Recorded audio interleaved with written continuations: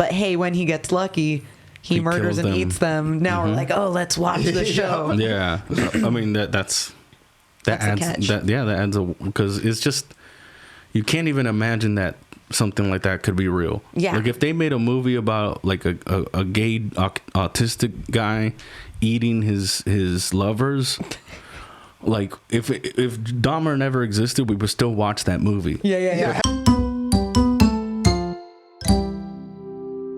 Hi, and welcome back to another episode of Medium Podcast. It's your host, Melissa Nami. And it's me, Connor.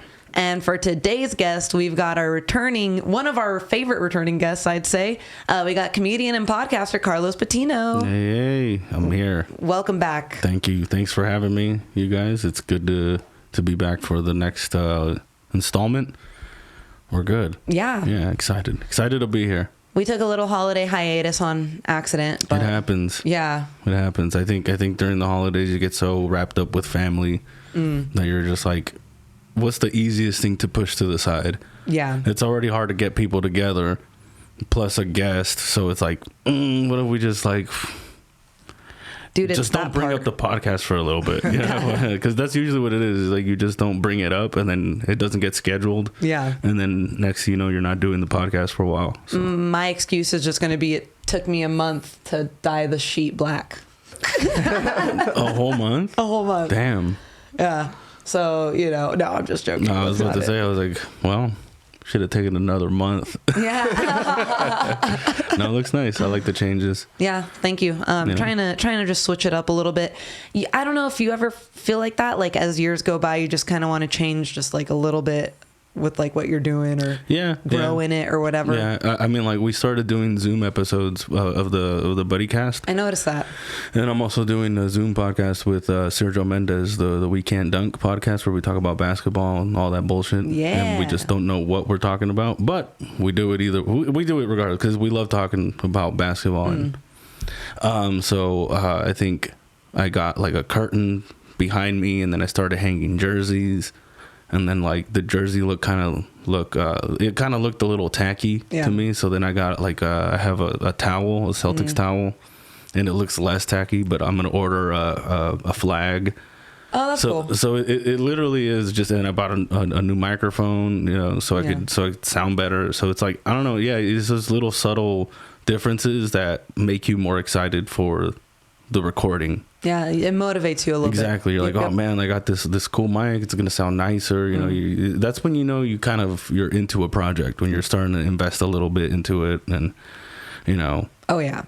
Sometimes when I'm feeling like I'm falling off of a project, I'll buy a new piece of equipment to get me back into it. I love that. Like always keeps me going for sure. Yeah, man. I don't know what it is. I've done that even with notebooks. Like writing jokes and stuff like that. I'm like, this notebook has ran its course, but I still have plenty of pages left, and I'll just go to the store and look at this cool ass notebook. I'm like, all right, cool, now I want to write in it, and so it's definitely is like whatever gets you motivated, like because like I remember when I played drums, there was this drummer, he was like a drum teacher and all that stuff. His name is Mike Johnston, and he plays minor cymbals. Yeah. And then he would always answer this question. He's like, people are often asking me, what kind of cymbal should I use? Should I use minor like you? Like, and he's like, whatever makes you want to play drums. He's like, it doesn't matter what it is, So, and every time I got like a new piece of equipment for my drums, I wanted to like hurry up and play. Yeah. So, but yeah. You guys want to know what makes me want to play drums? I don't play drums, but what makes me want to do it? I see those videos on Instagram where like the drummer in a band will take water bottles and throw them on the drums, and then he just starts smashing it, and the water splashing while he's doing it. How bad is that for your drums? It's not good for the metal or the wood. That's what I think about it. Like it has to warp something, right? Yeah, I think a lot of the times they use like cheap ass drums for those videos. I would assume so. Yeah. Dude, those videos are sick. Like I even saw one where they threw paint on the drum and they're just pa pa pa, and the paint splattering all over the place. Oh, that's freaking cool. I've seen a dude set his cymbals on fire before. What? And his sticks. Cooper drummer. He's like a YouTube drummer. When you say Cooper drummer, like Allison Cooper? No. His name is Cooper, I think. That's the name of that 80s band, right? Alice Cooper, yeah. Alice Cooper, yeah. Yeah, no. So, just a dude that got like popular on YouTube, like doing drum videos and shit. Setting your sticks on fire. Yeah, I think that's too close to your hands, man. That's gonna hurt. Yeah, and then I've seen a dude like play drums made out of ice. That was pretty interesting. Sounded like shit. Yeah, it didn't sound good. But I mean, the whole thing was ice. The cymbals were ice. Everything was ice. When he was were his drumsticks ice? I don't think so. I think that was the only thing that wasn't. It wasn't just breaking the ice. Like that. Stupid. That I hated that. That and the stool were the throne. It's called the throne. What the drummer sit on. Yeah, that wasn't made out of ice. That would have been funny. Yeah. That shit just breaks and now it's up his ass. Yeah, right. Imagine. That's freaking ridiculous. Do you still play drums at all? I'm sure I can, but I just no. No. No, I know I can still play, but I definitely won't be at the level I was when I quit. When you quit, yeah, that makes sense because you were playing very frequently before. I was playing a lot, most of my life. Yeah. So it's been about a year since you've been on the pod. That's what we were saying. At one point, Medium Podcast turned 1 year old and nobody said anything. I mean, 1-year-olds don't remember anything. Yeah, that's a solid point. We should have just taken a cake and put it right in front of the sign with the birthday hat. No. But it's been about a year, and so one of the new projects that you have going on is the We Can't Dunk podcast. Yeah. Now, would you consider that more of a comedy podcast or a sports podcast? Or comedy sports? Comedy sports, for sure. Yeah, I mean, because, obviously, we're both comedians, me and Serge. And but the agenda is never to be as funny as I can be. Yeah. It's always just we're talking basketball, to stay within that world of basketball. Yeah. And then naturally we try to tell jokes. I don't know if they're funny. I have no idea because there's nobody to other than himself. Yeah, it's making you guys laugh. It's making us laugh. That's what matters. So like the other day this fool freaking Serge asked me this question, if some white player could use the N-word, and then we were, or what players that are not black can use the N-word, and I was like, maybe Yao Ming, maybe Yao Ming because Shaq was really racist to him. You know? Yeah, Shaq was really racist, so it's almost like a payback. You could use it one time. It's like when Jackie Chan says the N-word in Rush Hour. And then it's funny. It's funny because in the middle of the recording, I stopped him and I was like, you know what, dude? We really shouldn't be having this conversation. And he's like, why?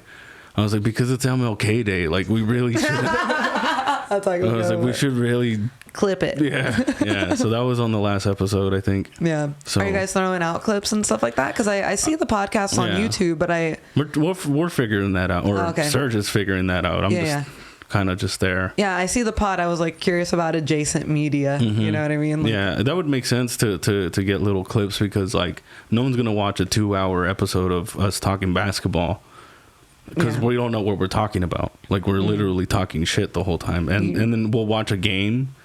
Me and him, we have the league pass. So we'll select the same game. We'll get in sync with time, and then we'll watch it muted, so we're the ones kind of commentating. Oh, that's kind of fun. And it's really cool because the other day, I was listening back to it, and I found the game that we were watching, and I was like, damn, we did a solid job at commentating with a lot of cuss words, a lot of calling things gay, joking around about it. That's kind of fun. Yeah. It was that in and of itself is a really fun podcast idea. Just react it's a reaction version of a basketball game. I almost fell out of my seat the last episode. Is there copyright issues with that or anything, or how? So as far as no, when we don't play the game. We don't show the game. Oh, got it. We don't show the game. It's you played it over that. Yeah. Okay, got it. So we're watching on separate screens. But we wouldn't be allowed to. Oh, okay, got it. Yeah, we would get taken down so fast. NBA does not play around. Yeah, they don't play at all. 2 seconds of a clip, and they're like, nope, that video's ours, bitch. We're taking all your money. Yeah. Oh, yeah. Oh, wow. Because, certain stuff will allow you 10 minutes or 5 minutes, right? Is that how that... I have no idea. Pretty much most things nowadays on YouTube you can't get away with. It's pretty crazy. 0 minutes. No seconds. What the hell do people do reaction videos then for? Sometimes I'll have sponsorships, ad type of stuff on already, on the side or Patreon, stuff like that. So, yeah. Got it. Yeah. I don't really watch those videos anyway. like if I like a TV show or something like that, I don't like watching somebody. We have a buddy who watches it, but reaction videos. Yeah, like he'll watch people watch the show that he likes to see like how they reacted to that one crazy moment, you know. Okay. Yeah. But to me, I get all mad because I'm like, I wish I could get amnesia and just re-experience that moment myself. Yeah. So he's trying to re-feel the feelings by watching somebody watch it. Yeah. Pretty much. Everybody's watching somebody while the FBI's watching him. You know? They're like, man, this guy really likes Attack on Titan. This guy loves to watch. We should hire him. Watching people watch stuff. We saw you're a good watcher. Yeah, what are you watching? People watching. Yeah. And we're now watching him watch people watch people. Besides that, this year, is there any highlights you felt like from 2024 that you'd like to? Oh man, that you'd like to share? I had quite a few actually. Yeah. You know, like I got to go to New York for the first time. You know, I went to New York, did a couple spots out there, a couple mics out there. Did California funny translate to New York funny? Yeah. That's what I went to figure out. Yeah. You know, and then we just started partying really hard. Yeah. So shout outs to Frankie. New York City. It was fun, man. Yeah. Like it was fun hanging with Frankie, and I realized like being in another scene that I know how to be a new comic. Yeah. Like I know how to be like a fresh face. Explain that. Okay. Just like I went on stage and people thought I was funny, but off stage I turned it completely off. Like literally I wasn't trying to force myself into their conversations. Like I was just kind of there just existing. You were being an organic human being. Yeah. I wasn't like, hey, look at me, you know? Like I was more like, hey, like, oh, if they ask me something, then I'll talk to them. Like it's just like, and I was not, because I don't know if anyone notices your statement just bombed with me look.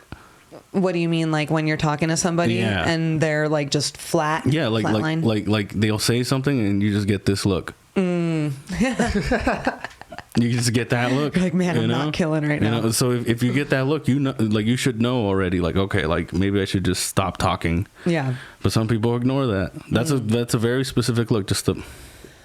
And that's people that lack self-awareness. Yeah. No social cues. I got that look like maybe once while I was out there, and I was just ashamed for the rest. I was just like, do you remember what you said? No, it was something about because while I was out there, Donald Trump got shot. Oh, in the ear. Yeah. Yeah. So, you know, the hacky first things that everyone thinks. Yeah. You know, like, oh, it was a liberal shooter. Blah, blah, blah. You know, it was some shit like that. I don't remember exactly what it said, but it was along the lines of they were talking about that, and I just interjected. And they were just like, who the fuck is this guy? Somebody get this guy out of here. And over there, I'm guessing they were probably like, rock on. Like, I don't know. I don't think I was out there long enough to see the genuine reaction from everybody. But like, it seemed like everyone was just like trying to figure out what really happened. Yeah. They were more like, oh, this is he's doing it because like now for sure he's gonna win and shit like that. You know, like it's just.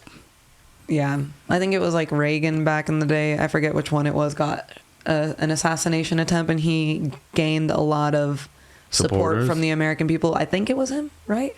I'm not sure. I don't want to say Nixon because I think it was him. Let's say it's Reagan. My sister's a history teacher, not me. But dude, when that actually motivated me to post my first meme when Donald Trump got shot in the ear. Right. Because we were rewatching The Sopranos, and literally the day before Trump got shot in the ear, it was the episode where Tony Soprano gets shot in the ear, and there's like a moment, I just paused it, and it's his daughter like, Daddy, they shot you in the ear. Oh my God, what happened to your ear? I've never seen that show. Really? Yeah. The Sopranos. Oh, you should watch it. I heard it's good. I didn't spoil much. No. I mean, getting shot in the ear isn't gonna freaking ruin the whole season, you know. No. Yeah, you should watch it. It's a really, I think it's probably one of my top 5 favorite series. Okay. Yeah. I have a hard time following series because I'll start watching and then I'll just get bored of watching, like sitting and watching. I did the same thing. I can't sit still. Yeah. So I never finish series. I never do. Like I hate Netflix for putting out docuseries. Every time it's something like that sounds interesting. Yeah. And I see there's multiple episodes, I'm like, fuck, man. Because here we go. We're going to have 2 episodes talking about how the detective's life used to be. Just no. Like, get into the nitty gritty. Make it 1 hour and a half. That's it. Of a juicy documentary. That's it. You make that, like, I think I saw that disappearance of Madeleine McCann thing, and I think it's like, I don't know, like 5 episodes, and I'm like, stop. Yeah. Stop it. We could explain. And at the end of the thing, guess what? She was still missing. So you like how many episodes? You solved nothing. Yeah, like how many episodes are you trying to make until you find her? You know, like I don't get it. Like I was just like, you could explain this in a 1 hour, maybe an hour and a half documentary. You don't have to. I don't have to spend 45 minutes an episode and get just dragged into the story and just lose 3 days of my life. You know, that little quip from like crime documentaries always makes me laugh, where they're like, with modern day technology and previous evidence, we were able to crack this case. And then in my head, I'm always like, so with modern day technology and all of the evidence you've gathered in the past, like, how do you select which ones you choose to? Because there's all of these unsolved cases with, you know, there's DNA all over the place. All over. Yeah. But back in the day, they didn't know how to test that, which is so wild to me, dude. People used to get away with everything. All kinds of things, man. It took the Night Stalker killed and harmed a lot of people before he was caught by the people of LA. Oh yeah, by a mob. the people of LA beat that fool's ass. Yeah, that's always such a random thing to remember, that the cops saved him. Yeah, the civilians would have killed him. Yeah, I mean,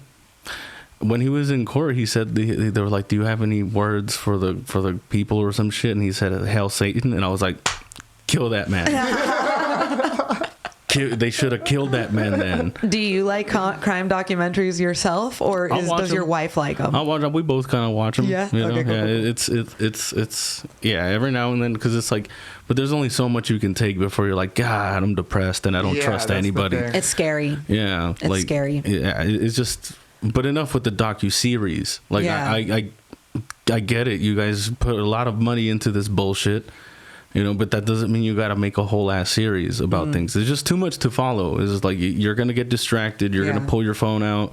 You're going to get something to eat. Like, you're going to miss whatever the fuck. It's like it's like you're reading the book now. Yeah. Give me the movie. Yeah, you want the all cliff of that notes. stuff on YouTube for the most part. It's like short 30-minute episodes put together to give the full story, and I don't watch them if they're over an hour. Yeah. But sometimes I get into that rabbit hole, and then by the end of the night I'm like, damn, I'm depressed and I gotta go to bed now. I was watching serial killers for the past 3 hours. That's the way it is, man.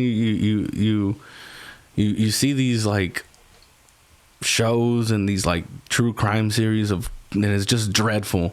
You know, it's dreadful and it's sad, but for some reason the Americans cannot get enough of it, you know. Right. Because I think a lot of the people that are watching the documentaries that are coming out now, they remember those situations when they happened. Yeah. You know, they remember the John Benet Ramsey when it was on the news. So they're like, like I think there's this one documentary, it's called Why Did You Kill Me? It happened in my old neighborhood. What? Yeah. Scary. And I remember. So it was like a gang that killed this girl, and there was a grocery store called Cardenas, for Cardenas. Yeah. for the whites. Yeah. Cardenas. And the dude, like, you know, his sister. He carried his sister like to the front of it. And I recognized that store.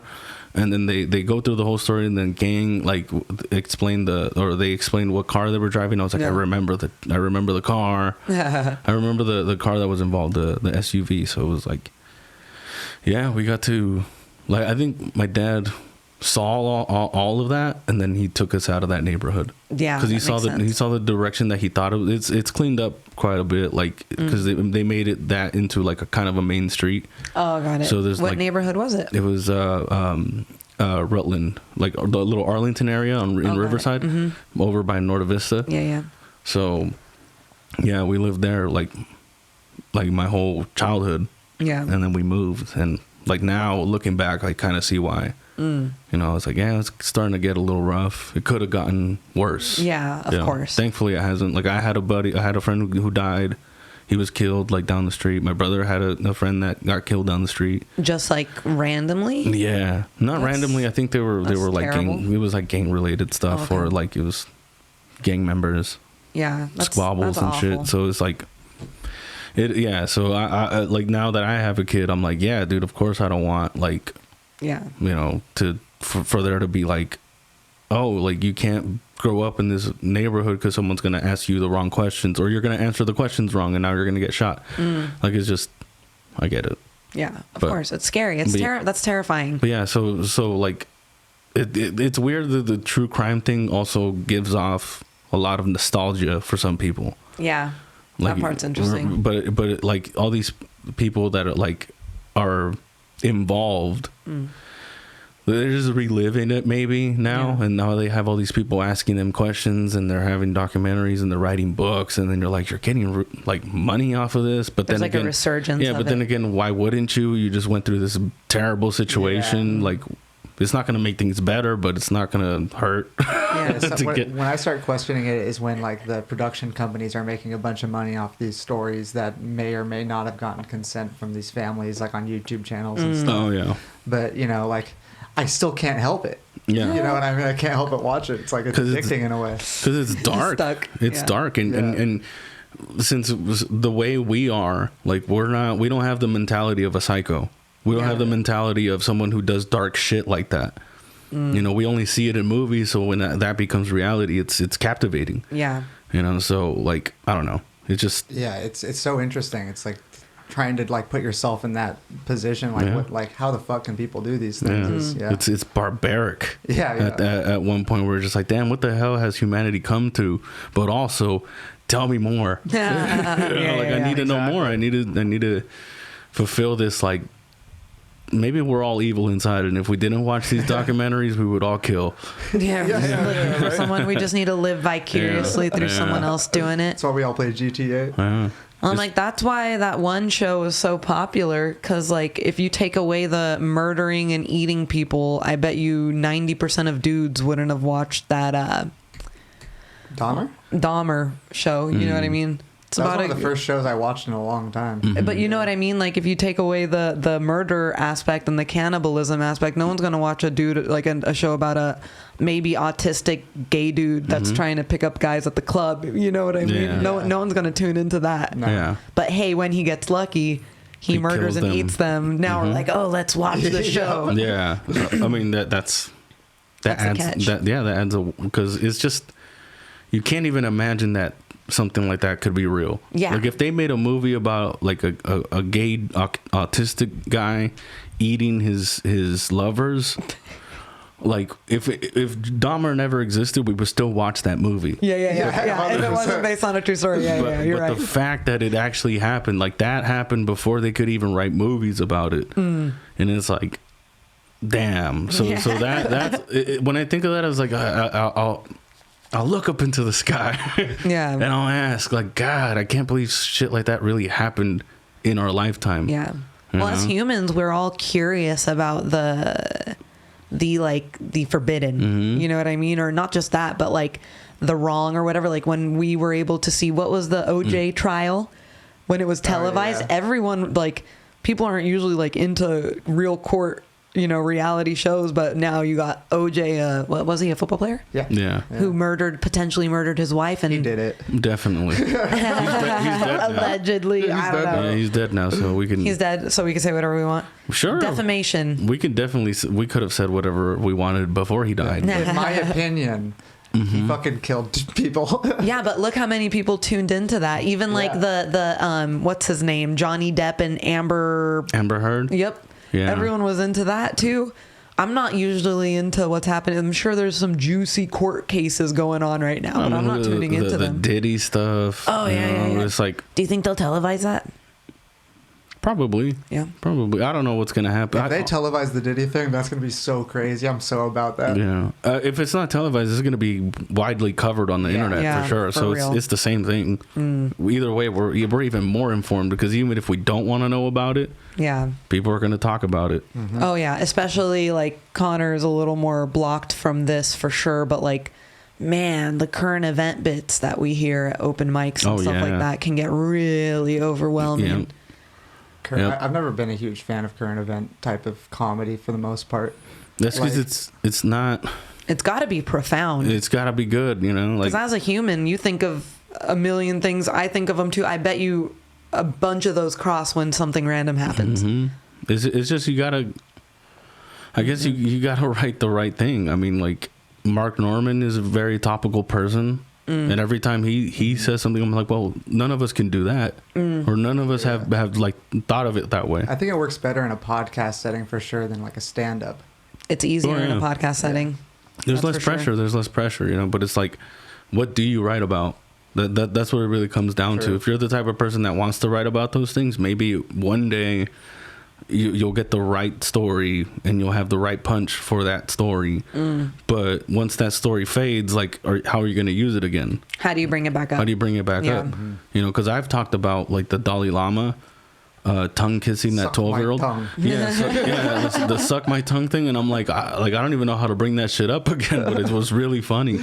You know, it was really funny to me. So I was like, I don't know. You got to figure out how to, like, if because here's the thing, you do topical things, but like, if I can't like use that all the time, so stuff like that I don't mind. I guess I'm thinking more of like politics type of stuff. Like when I'm going to a stand-up comedy thing, I don't want to hear about politics. It's more of a like, oh, this is gonna kill in the moment, you know. But that's not what I'm trying to do. I'm not trying to, like, I'm trying to do good on stage, but I'm trying to come up with stuff and put everything together. I'm not necessarily worried about if I kill or bomb right now. Yeah.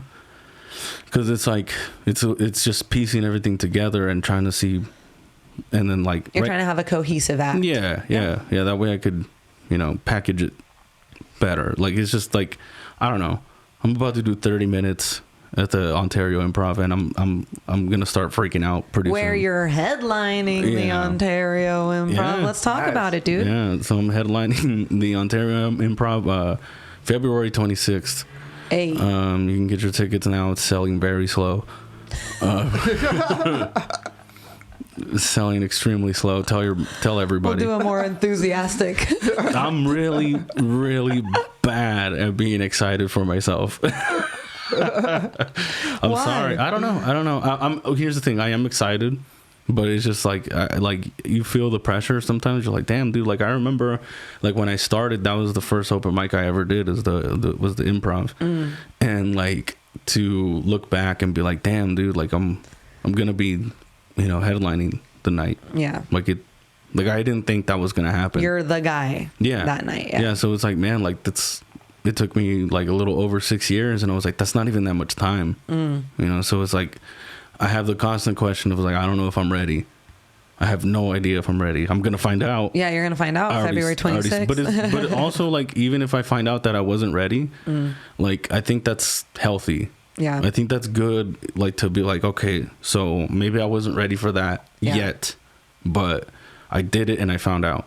Or I could be like, damn, like, I wasn't ready, but it went well. Like, I'm heading in the right direction. Yeah. So we're gonna learn either of those two things at the end of the night. So I think you're gonna have a great time. Yeah, at least for 15 minutes. I was talking to the wife. I was like, I have a pretty rock solid 15 right now.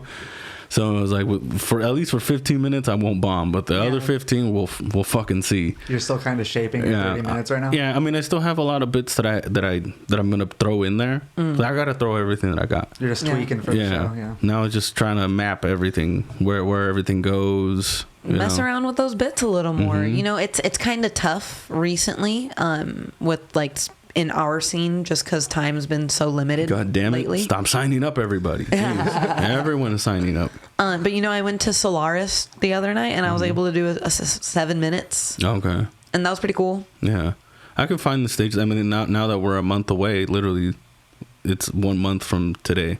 Yeah. Now I have to. Now I have to get out there and really like grind it out. Yeah. So this month, which it sucks because, you know, Valentine's Day is. Yeah. So my wife is gonna feel really neglected, and I don't, you know, it's not my intention. Yo, this is about me this year, honey. This is my February. At least this, if this happened in March, if the show was in March, which I kind of wish now, that'd be great if it was in March. Why? Because February is gonna go by fast as fuck. It always does. Is it a leap year this year? Do we get 29? I don't think so. I think we can get 28.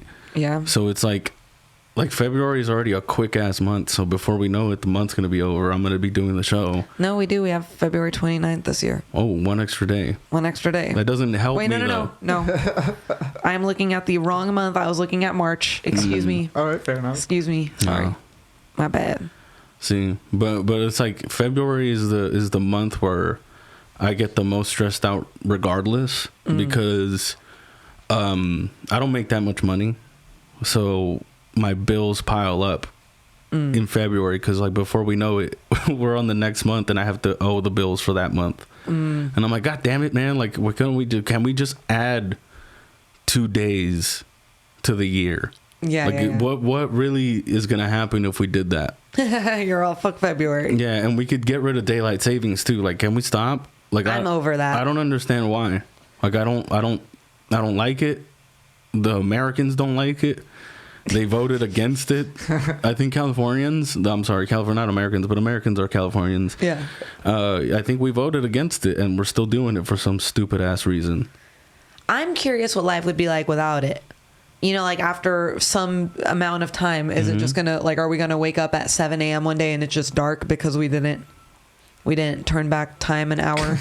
You know what I mean? Like after an accumulation of it. Is it really gonna fuck it up that bad? Like, will your great grandchildren think that daytime is nighttime and nighttime is daytime? Yeah, they just wake up at what would be 7 p.m. So if we don't set the sun back, who's gonna do it? That's what I'm saying. Yeah. No, I don't There think has to be some scientific explanation. I don't get it. But I mean, you're thinking way too much into it. You know. I think about this all the time. So like I think there are states that don't do it. So what happens? They're in to the their middle sun? though. They're just in the middle of the country. I feel like. I think Arizona doesn't do it. They're not that in the middle. Do they have Arizona a different sun doesn't than do it? us? I don't think so. No, they Dude, they have a different sun. Yeah, they have the Arizona Phoenix sun. I don't know. I'm probably wrong. Maybe That's they do. true. That's the. That's a basketball team. Yeah. See, The Phoenix Suns. isn't that it? Mm-hmm. Yeah, that's their sun. They just follow the team. Yeah. A New Year's and a new season.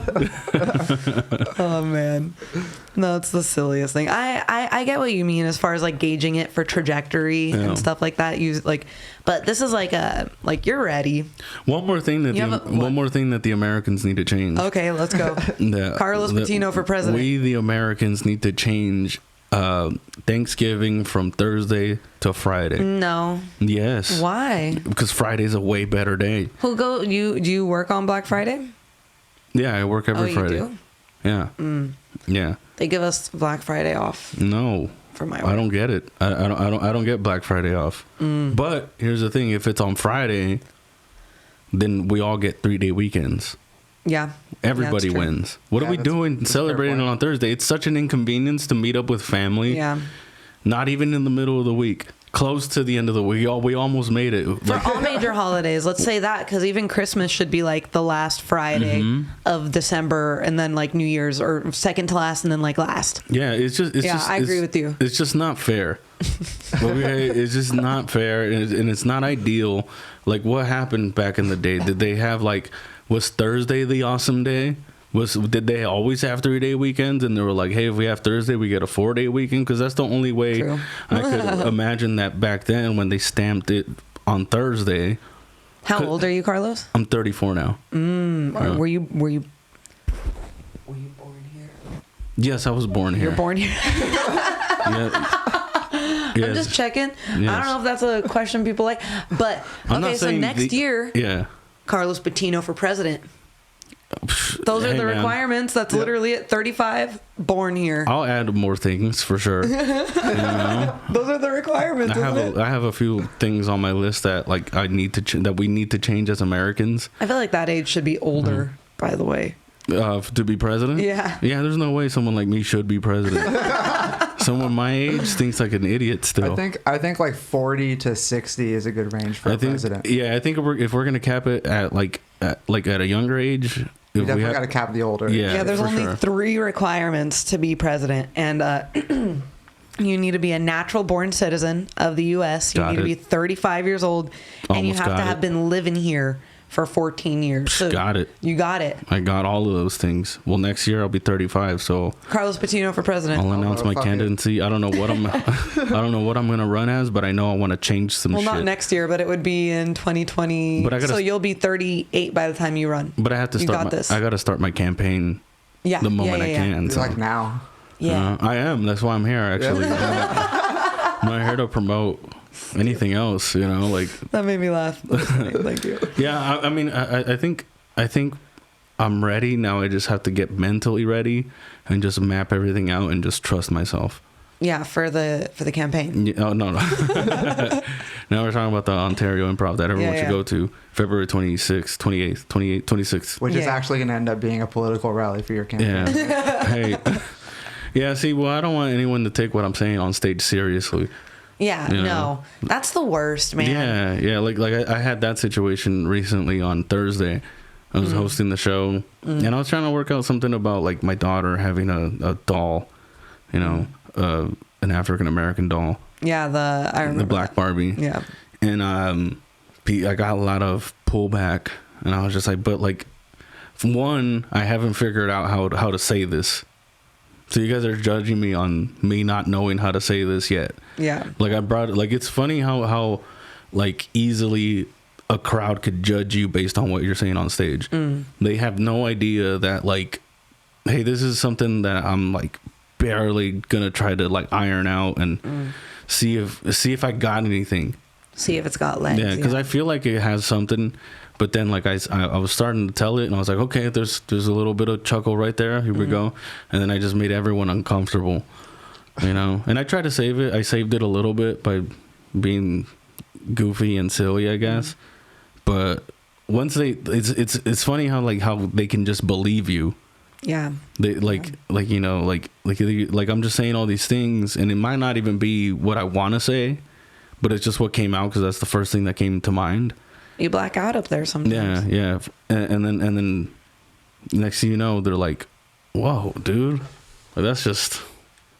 Yeah. That doesn't make me feel good. Like, I was like, I know. It doesn't make me feel good either. Yeah. But it's like, that's part of the process. Like, that's what open mics are supposed to be. And that's kind of like where I get a little, like, I guess, irritated by some people, because the crowd there has been consistent enough to where they should kind of realize that, hey, sometimes we're trying things out. Yeah. And your feedback, like, your negative, your vote, like, how do I say it? No feedback is the negative feedback that we need. You know what I mean? Like when you're moaning and groaning and screaming, it's like you're almost, how do you say, like, lighting the pitchforks. The pitchforks, the torches and stuff. It's like you're getting that mob mentality kind of focused in on, hey, now we're kind of turning against this guy. Which if you, as an individual, as an audience member, if you kind of just keep it to yourself, then you're allowing everybody to form and extrapolate, like, their own opinions off of your act. Because, like, if I got silence, then I would be like, okay, this doesn't work. But the moaning and the groaning was like, well, not only does it not work, but now I feel like an asshole. And it's distracting to everybody else that's trying to listen to what you're saying. Because that's been kind of like a like a a moment for me when I'm there sometimes. But I'm not always up there trying to be offensive. You're not trying to be offensive at all. That's not the point. That's where I'm like, wow, man, you guys definitely took this the wrong way. I definitely said it wrong. I said it wrong, Connor. I said it wrong, dude. The way I said it was not it should have. It's not the way it should have been said. I knew that. I knew that when I said it. I was like, that's not what should have came out. And that came out wrong. Yeah, and it was like, well, I said it already, but, like, that's not the. I'll put it like this. It's not like. That's the way I want to say it all the time. Like, it's like, no, I know I have to make adjustments. And even if the joke itself is kind of like a little rough around the edges or can be crude in how you say it, I will argue that, like, in a show, instance, like you get the opportunity to kind of like win the audience over, and they're already on like Team Carlos. They're like, oh, he's a family man, he's a husband, he's a father. We like this guy. Oh, he's making a black Barbie joke. Like, okay, like, you know, we're gonna let him do this because we like this guy. Yeah, I think it takes a while to bring stuff like that in. Yeah, but like, I mean, I'm heading into crunch time right now, so it's like I got to try anything whenever I can. And you know me, I'm a big fan of that kind of stuff. So I'll always advocate for dark humor, just because that's my favorite kind of humor. Yeah, it's funny. It's funny if you do it right. Yeah, you know, and it's just so hard to do it right. It's hard to do anything right in comedy, let alone do something like dark comedy. Yeah, but and especially also how that's not really my style. Yeah, like I'm not a dark comic. Like I don't really talk about dark subjects all that much. Yeah. I'm really stupid. You're silly. I'm pretty silly. Yeah. It's really silly. And you're a family man, you know what I mean? And that gets conveyed really well when you're, and that's what I'm looking forward to for your headlining set. You know what I mean? Is seeing a family man up there. No, not necessarily that, but hearing all of your jokes in a cohesive 30-minute set, because I do enjoy your material. No, thank you. You know, it's relatable as a, you know, I'm not a parent, but I've seen my nieces and nephews grow up and stuff like that. It's a very, my sister, my brothers are all parents. Like it's a fun subject matter. Yeah. And you play around with it. I do.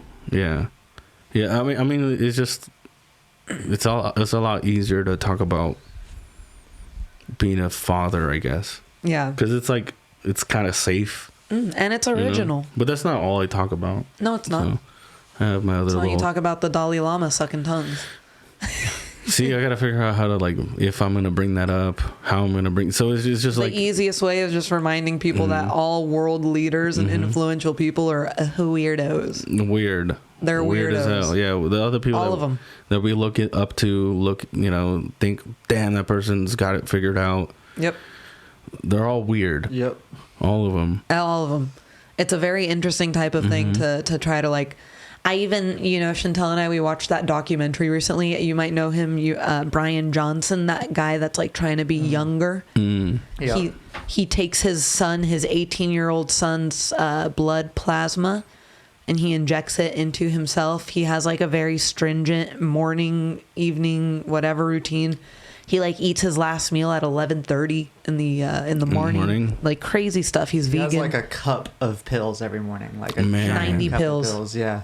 Vitamins, minerals, all this stuff. But he's reversed his age by like, so I forget the way that the numerical count worked, but they gave him like every year he only ages 8 months.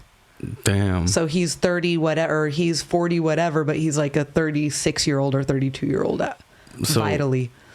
So does that change his birth date? He just he amends it every time. He's like, I need to get this notarized. He's like, hey, you know what? How about you just don't get birthdays anymore? And this weirdo, this is the guy that brought us Venmo. He started Venmo? He's the Venmo guy. And now he wants to be young forever? And now that's his like new thing. Man, imagine this dude like is walking down the street and just something falls from the sky and crushes him to death. Exactly. Wouldn't that be tragic? Yeah, it would be tragic, but at the same time, it's like all that age-defying shit doesn't change anything. That's what happens. I want to be forever young. One of these days, he's gonna be listening to headphones about like being motivated, listening to techno or whatever the young kids are listening to, just to keep his mind young too. Yeah. He's gonna be just jamming out, walk right in front of a train or a bus, just boom. Yeah. That'd be tragic. What happened to Venmo guy? And then we're gonna know him as Venmo guy. We won't even know his name won't even be remembered. Because we're not gonna be like, oh yeah, he was like 8 months younger before he died. Yeah. But that's what this billionaire decided to dedicate his life to after billionaireism. Well, that's what a weird thing to do. I mean, like, it's just like, man, like you are what you invest into, you know? So this guy wants to be young forever because for some reason he's afraid to be old. Yeah. That's what he must have saw some old. He says, dude. I'm not afraid of dying. You know? I just love living. Yeah. Is that what he says? Oh my God! Somebody kill this guy. I remember the quote because I was like, lame. Yeah, it's like, all right, dude. I'm here for a good time, not a long time. Yeah, like stupid, silly man. things to say. Just tell us how you work out and let's get out of here, dude. We don't want to hear you talk. You know? Well, it's also the luxury of being a billionaire. Like, realistically, how many people can do this type of routine? How many people are going to want to hang out with you? No one, you know? Probably. Yeah, he doesn't have time to hang out. Yeah. The more time he has hanging out, the less time he's spending living, which is like, which is kind of like counterintuitive or like or an oxymoron, as you would say. Yeah, I think I'm probably using that word wrong, but it's like you're counterintuitive. You're doing all this to live longer, but you're not spending time living hours a day doing something. Yeah, that's a juicy solid. Mm-hmm. Right, so like, that's an oxymoron. Solid, the juicy solid, Starburst. Yep, you remember that one. What was the other one that they had? Those commercials were actually pretty funny. I'm gonna give Starburst that. It was, I think, the gum. It was the damn. I don't remember. Me neither. But it was they had like a zombie or no. That was Starburst. Never mind. Yeah. Yeah, they were the contradiction commercials is what they were. I can't find them right now. If I ever find them, I'll send them to you. Yeah. You can make the joke every time you give your daughter a Starburst. It's a juicy solid. Oh man.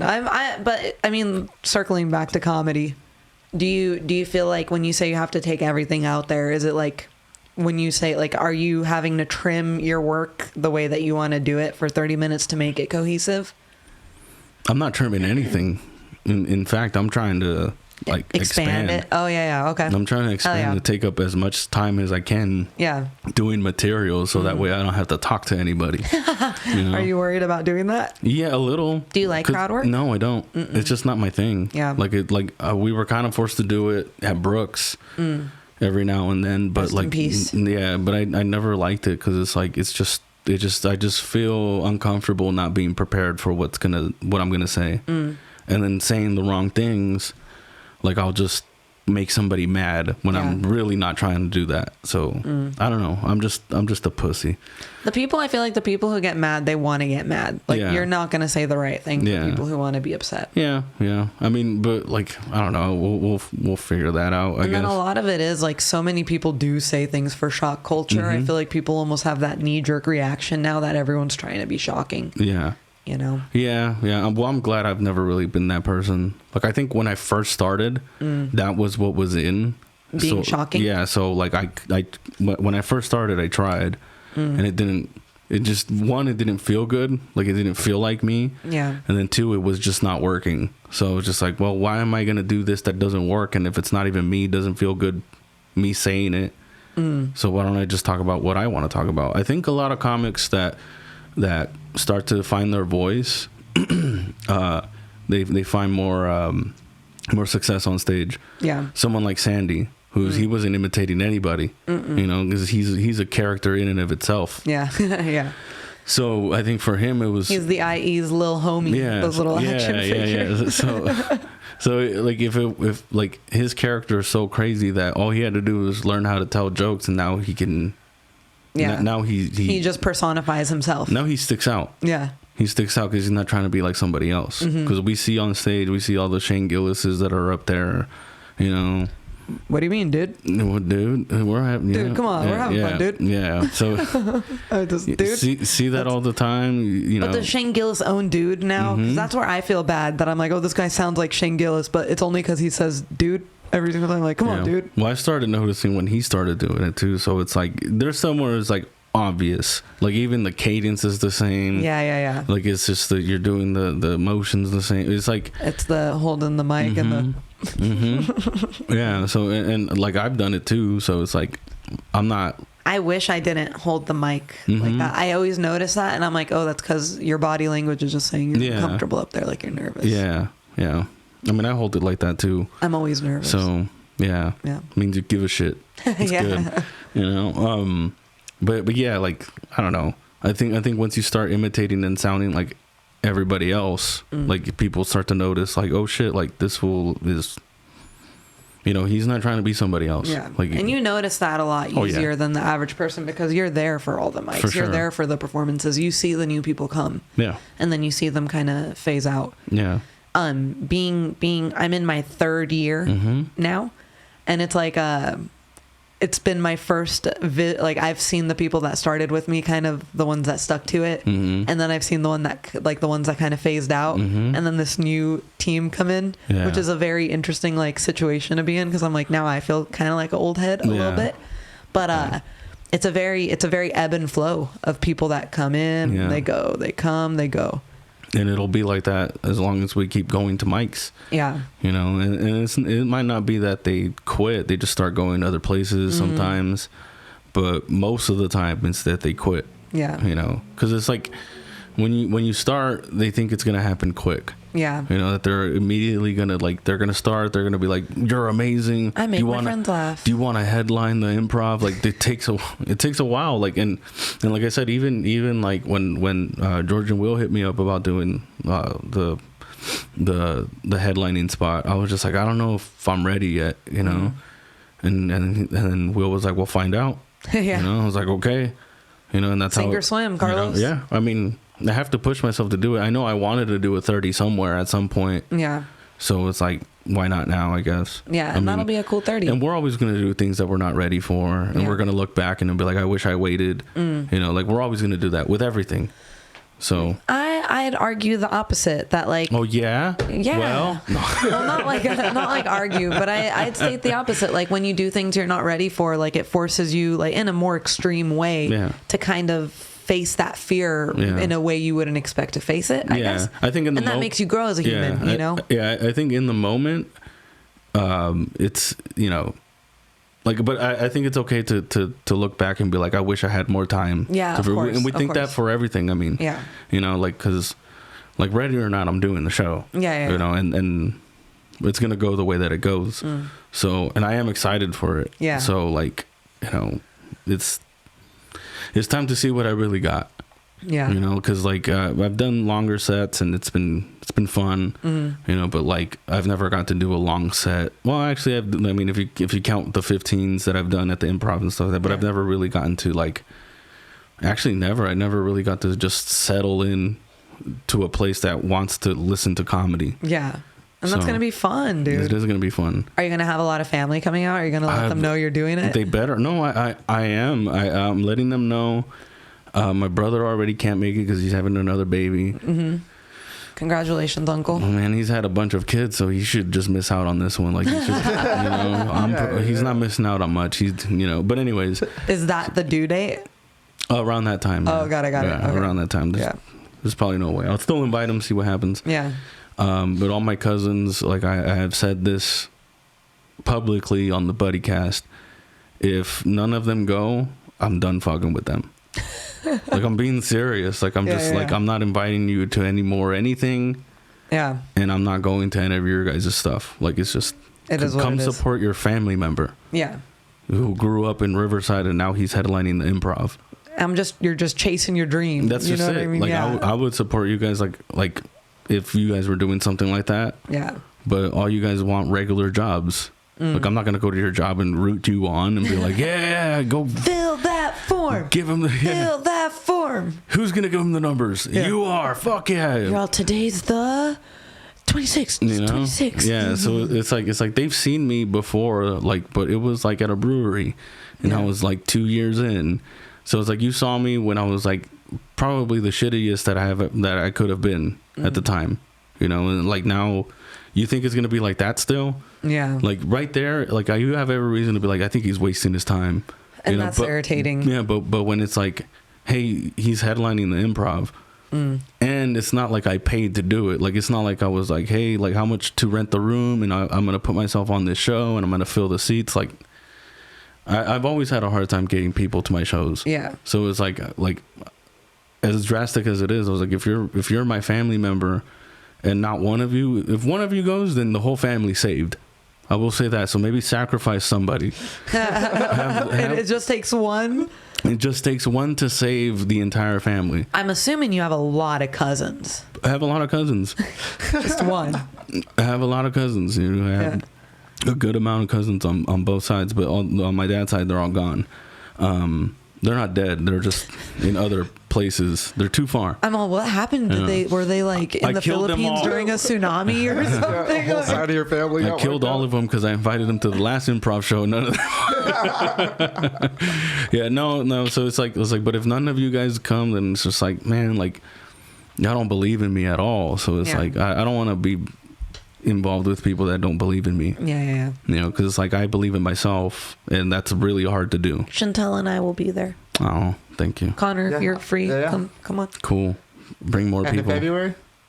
Yeah, February 26th. Absolutely. Yeah. It's Carlos, George, Will. Oh, never mind.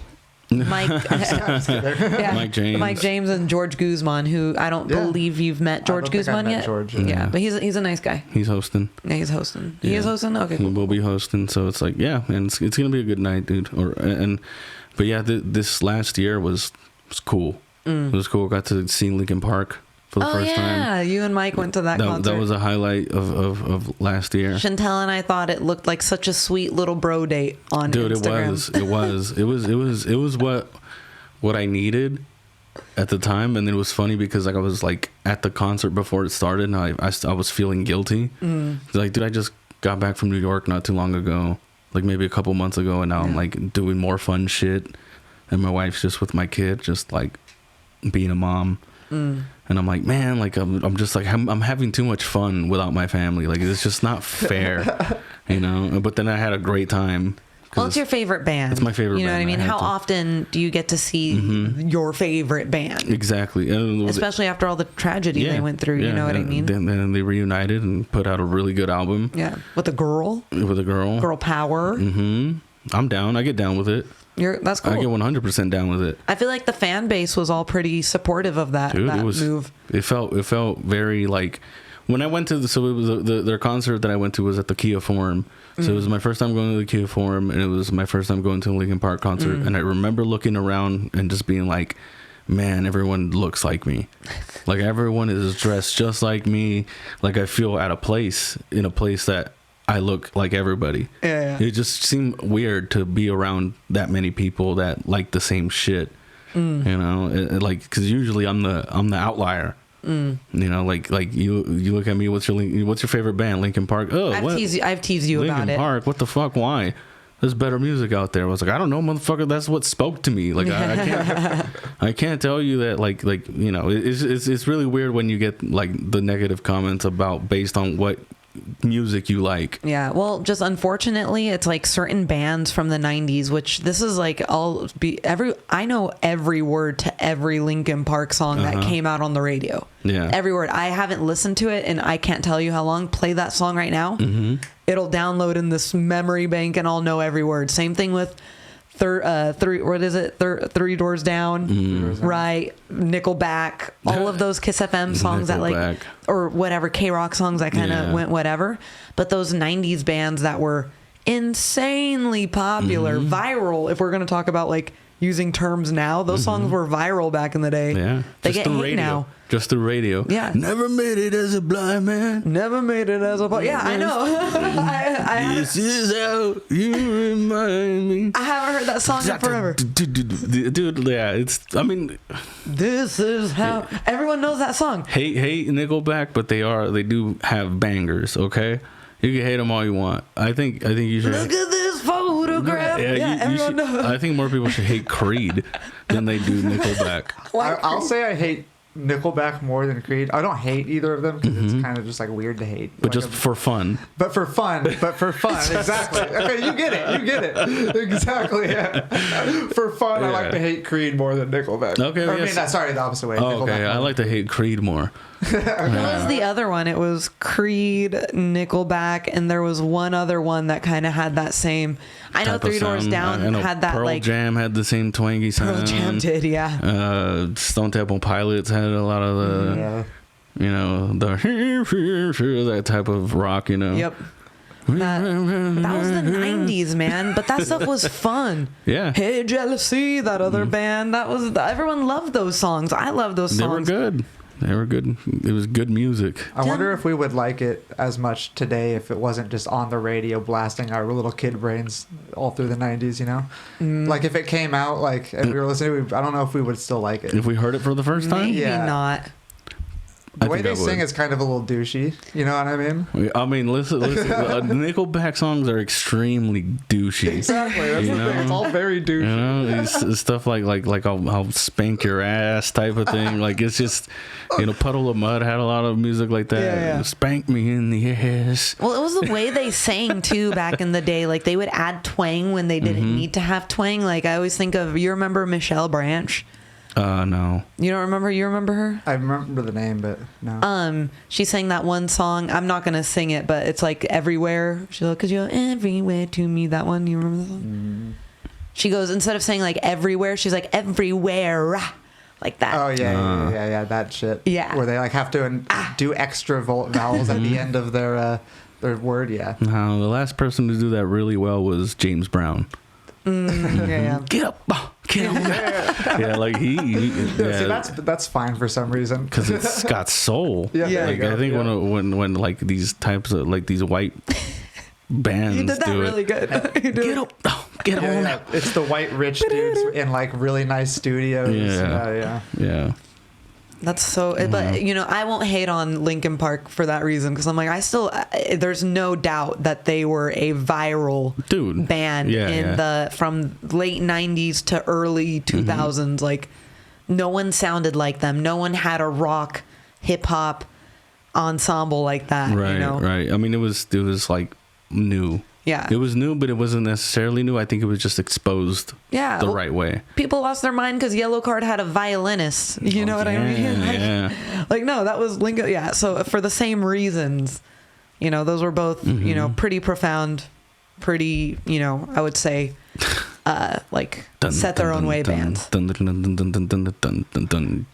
Yeah, I mean, but that's the thing. We all know every word. When was the last time you listened to that song?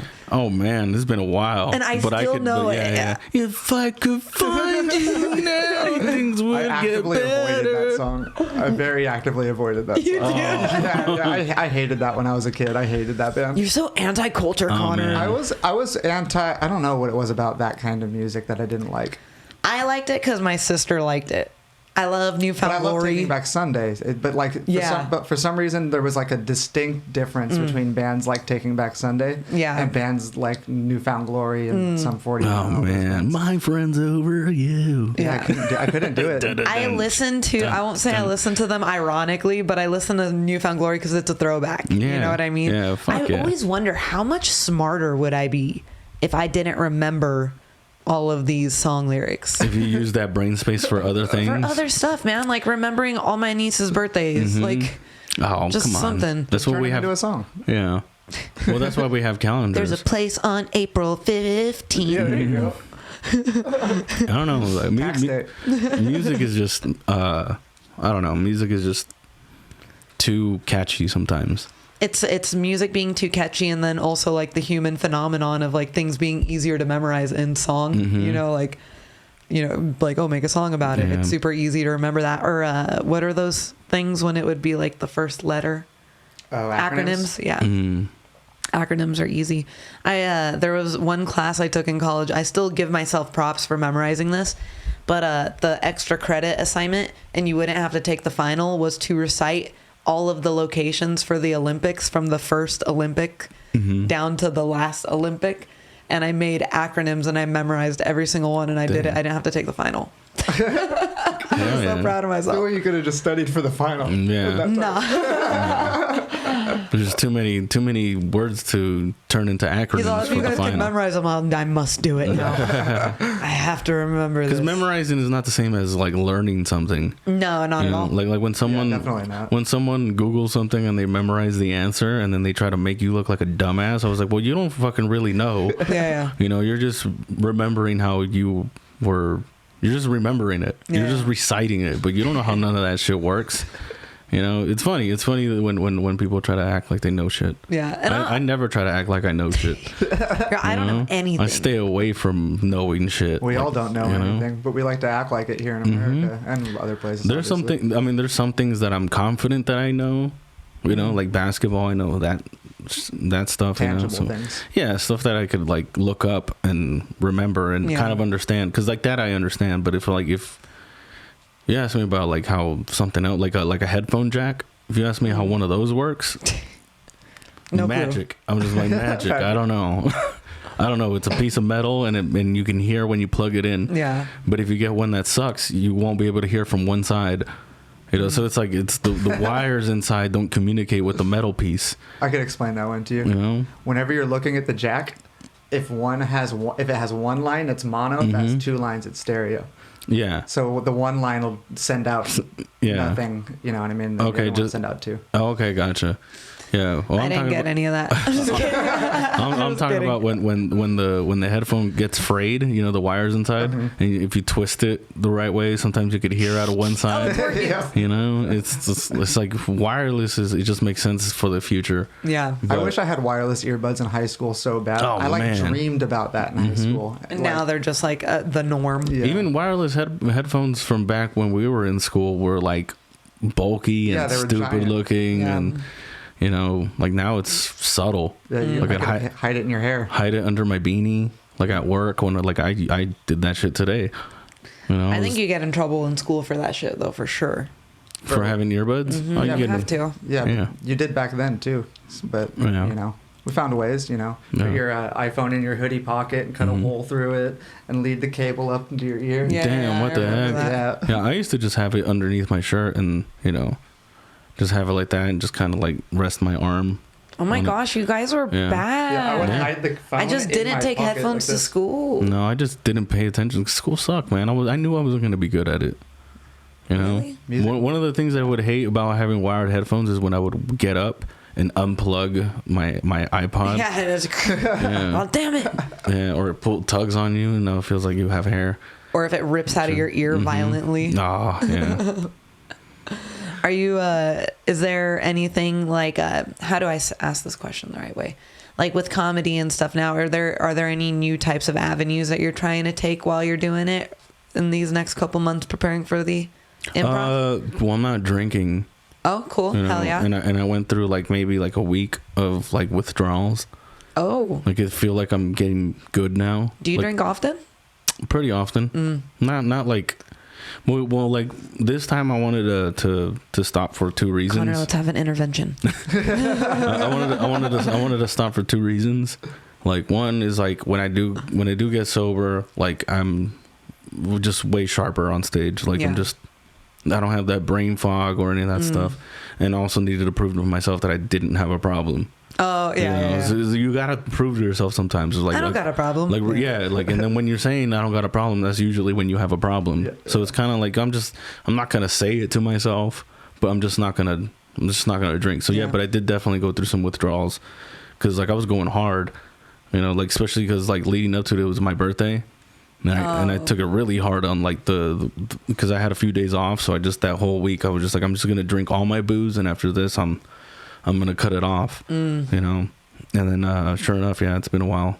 When you and your wife went to the basketball game, does she like DD you and stuff like that? Well, she didn't have to. You weren't drinking. I wasn't drinking then. Oh, so you had already cut it off then? Oh, got it. Yeah, it's been like I think 2 weeks or so. Wow. Progress, and it's not like I missed it or anything. Like we went to concessions, and I got a soda. So good. Sodas are so good in the right environment with tacos, with wings. Oh, I love it. With a hot dog. Yep. We had a hot dog. Coca-Cola hits the spot. Dude, yeah. And so I was just like enjoying the game. And then like I don't need inebriants to enjoy basketball. Like a good basketball game. Well, basketball is exciting. Yeah. It's a really fun... Yeah. I like to say basketball and tennis are like the two most fun in-person sports to watch. Yeah. Because they don't stop. Yeah. It's super cool. Like, I mean, like where we were sitting, because like me and the wife recently went to go watch the Celtics play. Woohoo. The Clippers. And the Flippers. and it was really difficult because so the new arena for the Clippers is called Intuit Dome, and they have this section where it's a fans only section, like a Clippers fans only section, and they say they send you emails and all that stuff about it, where they say like, if you're sitting here, you can't wear the opponent's gear, you can't cheer for the other opponent. This is literally only for Clippers fans. And Serge, who gifted me the tickets, like, he has season tickets, but they're on what they call the wall. Yeah. So I was like, I'm gonna have to watch this game and just not celebrate. And it was really hard. It was really hard. Like I would just like, they would do something good, and I would just whisper to my wife. I just go, yes. Like, or I would just nod. You felt like you were breaking the rules. Yeah. But as soon as we walked out of this, because that game went to overtime. Yeah. It was on a Wednesday night. I was like, I'm definitely calling off of work the next day. Yeah. And went into overtime, and it didn't need to. It didn't have to, but I'm telling you, I'm really good at watching basketball. And what's his name? Derek Jones Jr. hit a 3 in the corner that I was just like, look, he's right there by himself. Yeah. Hit a 3, got within 2. They got to stop, laid it in, and then it was a tie game with like 4.2 seconds left on the clock. And Tatum inbounds the ball, and they can't get a shot off. So we go to overtime. I'm like, we're not going to pick up our daughter on time, because we're going to watch the rest of this game. A lot of people left. But that wall shit is so stupid, because there were so many empty seats. It's just like, because there's no like there's no real dedicated Clipper fans. It's LA. Yeah. And that game was insane, dude. Just like walking in, like going to a Celtics Clippers game, that is a Celtics home game. Yeah. It is a Celtics home game. Like I walked, dude, there's so much green everywhere, and I was just like, no, I'm wearing a Buddy System sweater. God. And as soon as we walked out of the section, I was like, woo, let's go. Yeah. Like I finally got all the celebration off. And some like young Clipper fan tried to talk shit to me. He's like, we were missing like these many players, and we almost beat you guys. I was like, well, you know what you guys haven't almost done? Gotten any championships. Not even close. You're all talking shit. Not even close. I've been waiting all night to say something. It's like we won right now, and we've won chips, and you guys haven't won shit. One of the most winning teams in basketball. Yeah, no, the winningest team with 18 championships. I like to say one of, just because I'm a Lakers fan. I don't want to give it to you. No, well, the numbers speak for themselves. Yeah. How many more do they have than the Lakers? Because I feel like the Lakers have a lot of championships too. We have one more. One more? Yep. We have it's not enough to brag. We have 17. They have 18. Not. You know how hard it is to win a championship? One more harder than the Lakers. It's not. Than everybody, man. They have 18 of them. It's a lot of a good 17 is also a lot, though. Yeah, you know what I mean? It's not like it's not like the comparison is 18 to 2. Yeah. You know? But I will say this: the Lakers were like good more recently than the Celtics were. Yeah. Like their last like 3 or 4 championships were like within the 2000s, and then like the Celtics have 1 in 08, and before that is 1986. 1 in 08 when they Damn. beat the Lakers, right? Yeah. Wow, no. so they got 17 in the 80s. They had 16 in the 80s. Yeah, they don't. It's not enough to brag. And then in the 2000s, they went over one more on 17. Melissa, you're gonna let me have this one? Cause, yeah. No, it's super cool. It's just like not like a what like. No, it's super cool. No, it's not. I don't like to brag about that. To me, it's not about bragging about how many championships we have. To me, it's about bragging how good a team we have. And around that time, what was it, like a week ago? The Celtics were going through a nasty ass slump. What happened? The whole team was just not shooting well. Like the whole team was going like Mercury retrograde. I was like, there's some internal issues. Yeah. Like I'm gonna have to go in there and talk to the team and get them back together. You know. Like listen, fellas. Yeah. So like yeah. So they had beat the shit out of the Warriors. I like the idea of Coach Carlos. Yeah, dude. I'm telling you, like I'm already dressed for the for the stump.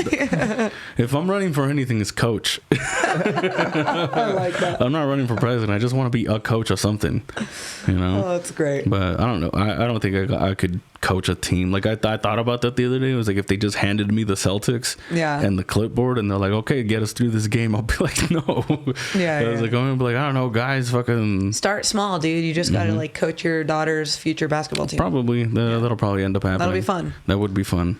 You're just taking it really serious. You're throwing your clipboard on the sideline. You're all, damn it, kids. No, I was thinking about working with my nephew because apparently he's playing basketball right now. Oh, cool. And only if his one family member goes to the Improv, you'll work with him, right? Oh well, he's like immediate family. So okay, got it. I'm talking about my extended cousins and my extended family, like all of them.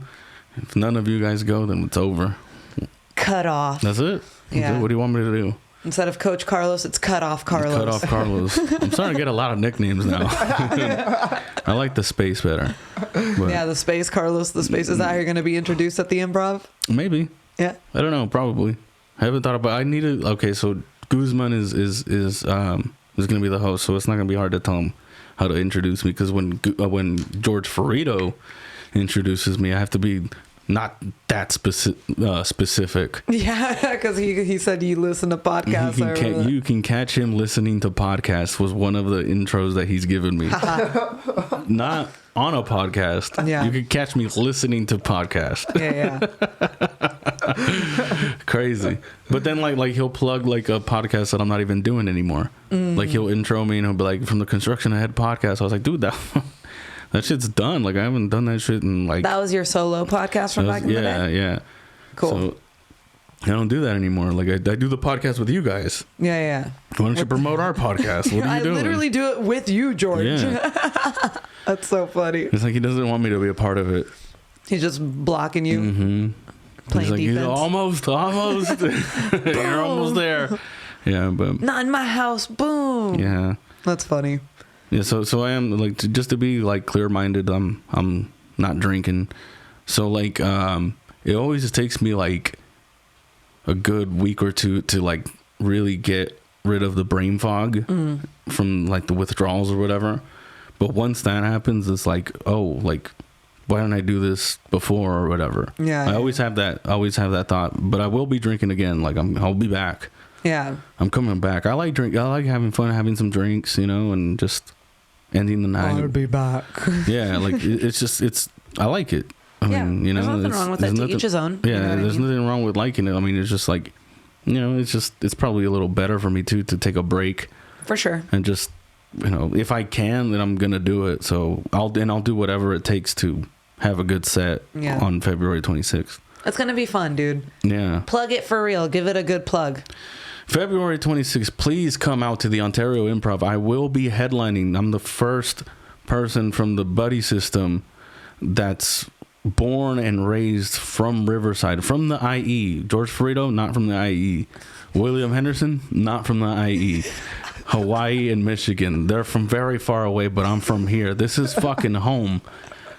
So I need you guys to come through. You can go to the website ontario.improv.com. Get your tickets now, please. I want to see you. I want to meet you. I want to make you guys laugh. That's as best as I can make it. I think that was genuine. Was that solid? Yeah, we'll clip it. Little That's the digs clip. on my buddies. A little dig, not from here. George brought it up, dude. I hadn't even realized that I was the only one from Riverside to ever headline a buddy system show. That's exciting. That is exciting. That's exciting, and that's meaningful to you. Yeah. You know what I mean? Because that's, for all intents and purposes or whatever, that's Riverside's local comedy club. Yeah. Yeah, for sure. IE's comedy club. Yeah. So Back to the Grind is becoming a close second because of the buddy system. I know. I mean, like, what are we doing right? Besides just laying the stage out there, setting the vibe. Yeah. And having the system. Having the host that like the buddy system have been coached to host a smooth show. The music transitions, the seat arrangement. It's a well-produced show. It is. It took investment, and you invest in the things you like, and it's not that we like putting a mic, but we like to go up on stage in a venue that's dope as shit. Yeah. Like right now, like I was like I'm hoping this Thursday it's raining so it doesn't stop our mic. Yeah. Because back then, if it would rain, it would stop our mic. We would not be able to do it. Yep, because it was outside. You know. Now it's like, oh, it's raining. Who gives a shit? And you're not cold. You're not cold. Yeah. You know, it's cool ass vibe. It's fucking that place is unbelievable. The people are nice. Well, they're nice to me. The staff, you know. I'm really friendly with them too. They're friendly with me as well. Yeah. I mean, Back to the Grind's always been a good establishment for all kinds of DIY shows, and whether it be comedy or music or whatever, they've always done a really good job there. It's a perfect spot, dude. Just the fact that there's a basement still in Riverside and you're using it for entertainment. When we were in high school, we went and saw a couple of our friends perform down there. Like they would do music nights and stuff like that. It was really fun. Bands and shit like that. Damn. Yeah. So it's like, always been a good hub for arts, for the arts. And I didn't learn about that place until I started doing stand up. Like I remember going down there for the first time for the poetry mic. Yeah. And just like hitting them, you know? Yeah. And just being blown away. But I was like, this is what a supportive crowd feels like. Yeah, how cool. Because back then it was all rough. Even when it was cool, it was rough. Yeah. You know, so yeah, it's definitely been like what do you call it?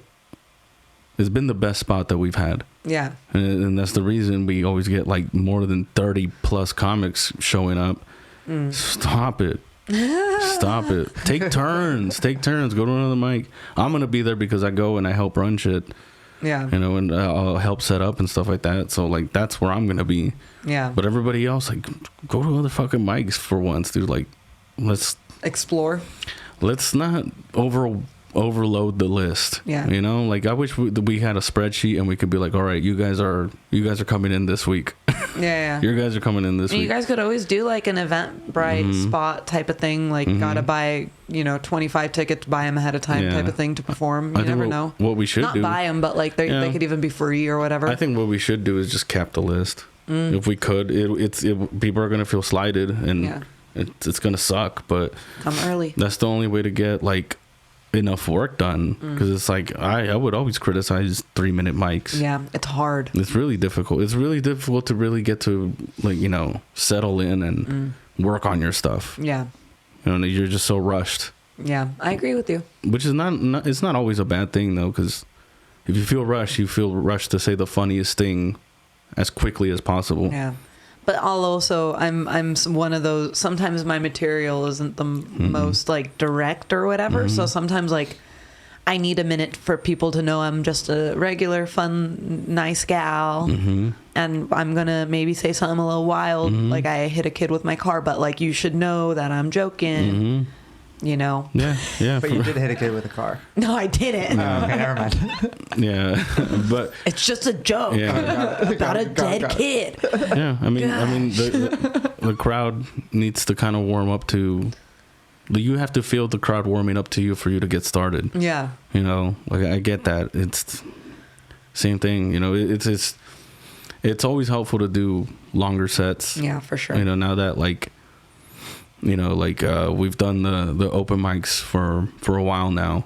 It's like you benefit a lot from the extra time. For sure. And you really stretch out. I remember the first time I got an 8-minute set, I wasn't ready. Yeah. And that's another reason why I freak out about, like, the improv, because I was like, dude, I remember when I thought I could just do 8 minutes and I couldn't even do that. Yeah. Because now it's like I have to think that I'm doing 30, that I have 30 minutes and...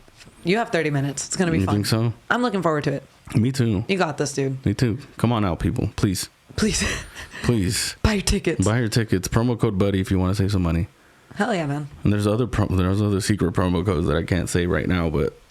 Secret promo codes. Yeah, there's some secret promo codes that, like, for the people that I'm the closest to are going to get those promo codes. The space? No, it definitely has nothing to do with me. Yeah. But, like, I know the system.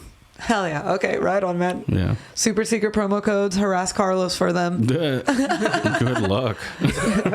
Carlos, man, thank you so much for being here. It's going to be a really fun show in a few weeks. Damn. Now, dude. So crazy.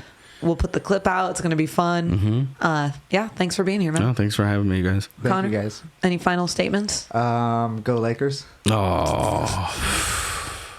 You know what? I'll give you that one because they did beat the Celtics last week. All right, fair enough. So until next time. Until we meet at our home. Yes. Until we meet at Boston. You guys should watch that game together. That could be fun. Yeah. Go to a bar. I'll be drinking then again. I might even have to. Connor's just like this. Man.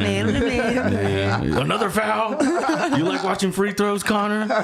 Is that how you like watching basketball? You love watching free throws. No, don't put that on me. Oh, man. Yeah. Hell yeah, man. Thank you for being here. Everybody, thanks for tuning in. Like, share, subscribe, and we will see you next time. Bye-bye.